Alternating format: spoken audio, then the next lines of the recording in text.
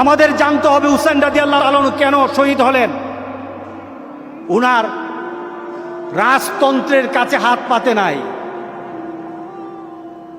উনি খেলাফত আলা মিনহাজিন নবুয়া, নবুয়তের প্রাপ্তি যে খেলাফত আছে রাসূল সাল্লাল্লাহু আলাইহি সাল্লামের পরে হযরত আবু বকর, আবু বকরের পরে উমর, উমরের পর উসমান, উসমানের পর আলী, এই যে ধারাবাহিকতা ইসলামের ছিল এটার উপর কায়েম থাকার জন্য উনি শহীদ হয়েছে।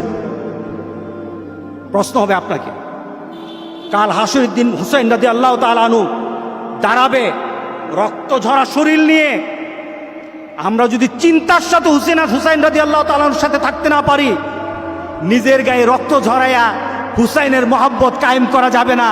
বরং হুসাইন রাদিয়াল্লাহু তাআলা আনহু যেই কারণে শহীদ হয়েছেন ওই চিন্তা যারা ধারণ করতে পারবে তারাই হুসাইনের সাথে কাল হাসরের দিন তারাই হুসাইনের সাথী হবে, তারাই হুসাইন রাদিয়াল্লাহু তাআলা আনহুর সাথী হবে। কি বলেন, চিন্তায় ধরে কিনা বলেন? সুতরাং এই দিনে কোনো মার্সিয়ানা, এই দিনে হবে দোয়া, এই দিনে হবে রাসূল সাল্লাল্লাহু আলাইহি ওয়াসাল্লাম রোজা রাখার কথা বলেছে, রোজা রেখে।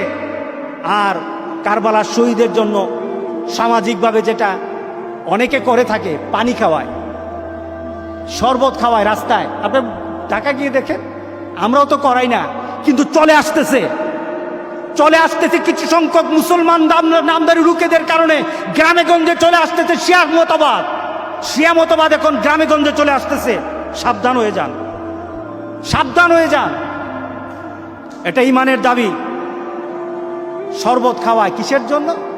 হুসাইন রাদিয়াল্লাহু তাআলা আনহু তার পরিবার পানি পায় নাই, এর জন্য পানি খাওয়াও। খিচুড়ি খাওয়ায়। আমাদের অনেক গ্রামে আমি দেখেছি, অনেক গ্রামে এই 10ই মুহররম খিচুড়ি খাওয়ায়, গ্রাম খাওয়ায়। আপনারা জানেন কিনা? 10ই মুহররম খিচুড়ি খাওয়ায়। কেন খাওয়ায়? আপনি 10ই মুহররম খিচুড়ি এভাবে খাওয়াতে পারবেন না। আপনি যদি খাওয়ান, সব সময় খাওয়ান, কিন্তু নির্দিষ্ট করে হুসাইন রাদিয়াল্লাহু তাআলা আনহুর এই মৃত্যুর জন্য খিচুড়ি খাওয়াবেন, আপনার খিচুড়ি কি হুসাইন রাদিয়াল্লাহু চাই আছে নাকি? এটা বাতিল চিন্তা, শিয়াদের চিন্তা। এরপরে সুখ পালনের জন্য দেখবেন কালো কাপড় টাঙায়, এটা ইসলাম না। সবুজ কাপড় টাঙায়, এটা ইসলাম নয়। আমরা তো আল্লাহর দরবারে দোয়া করি আমরা যেন হুসেন হতে পারি, আমরা যেন হুসেনের চিন্তা নিয়ে বাঁচতে পারি।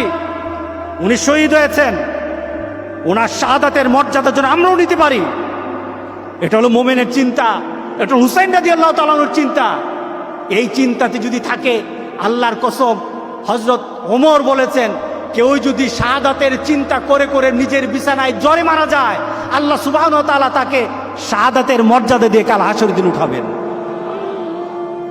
আল্লাহু আকবার, আল্লাহু আকবার। এরপরে আমাদেরকে বিভিন্নভাবে এটার ফজিলতের বর্ণনা করা হয়। এই মাসের ফজিলত শুধু একটাই, রোজা রাখা। কি বলেন? শুধু রোজা রাখা। আর হুসাইন রাদিয়াল্লাহু তাআলা আনহুর এই বিষয়ে আমাদের শুধু একটাই কথা, রব্বুল আলামিন তোমার এই নেককার বান্দা, তোমার নবীর আওলাদ, তোমার নবীর সন্তানেরা যেভাবে জীবন দিয়েছে, তোমার নবীর সাথে থাকার জন্য, ইসলামকে মেনে যেন আমাদের জীবনকে, আমাদের সকল কিছুকে আমরা বিলিয়ে দিতে পারি। আর কাল হাসরের দিন নবী আছে যেখানে, হুসাইন থাকবে যেখানে, আমরাও যেন সেখানে থাকতে পারি। আমিন বলি, আমিন বলি। এই চিন্তা জাগ্রত রাখা, রাস্তায় রক্ত ঝরানো, ছোট ছোট বাচ্চাদেরকে কেটে দে, মাথা কেটে দে। ছোট্ট বাচ্চা কিছু বোঝে না, এত বড় একটা ছুরি নে, মাথার মাঝে একটা ক্রস করে দে, মাথার মাঝে একটা কেটে দে। ছোট্ট বাচ্চা কিছু বুঝে না।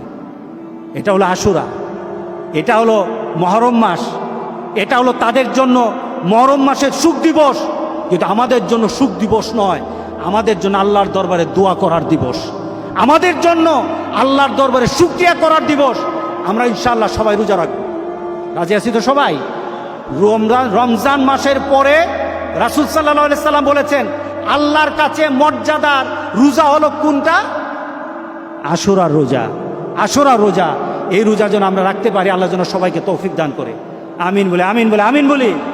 আমি আপনাদেরকে চাই ইমানের পথে, আমলের পথে আমরা যেন একটা আল্লাহ এবং রাসূলের সেই বিধান অনুযায়ী নিজেকে প্রতিষ্ঠিত করতে পারি। আল্লাহ যেন সবাইকে তৌফিক দান করে। এই ভাবনাটুকু যেন আপনাদের মধ্যে কায়েম করে দেয়। জোরে বলুন আল্লাহুম্মা আমিন। আমিন বলি সবাই।